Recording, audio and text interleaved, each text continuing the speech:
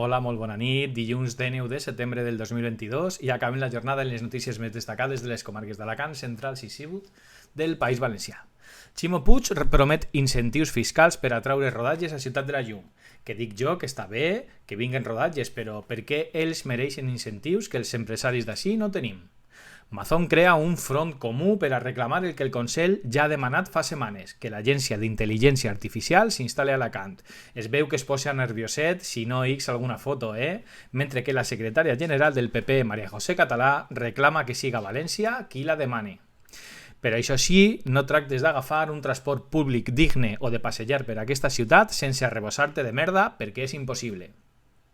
Els meteoròlegs adverteixen que el risc de gota freda s'avança un mes a les nostres comarques, mentre que un matrimoni holandès ha mort ofegat a la Mata en Torrevieja.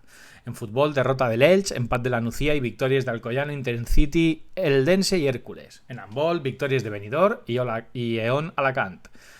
No us podeu perdre la Fira Modernista d'Alcoi i obrim el rebost mediterrani. Si no sabeu què fer de dinar demà, us proposem figues caramelitzades amb la crema de mascarpone i l'acompanyarem de Essence, un vi blanc ecològic de finca Casa Balaguer.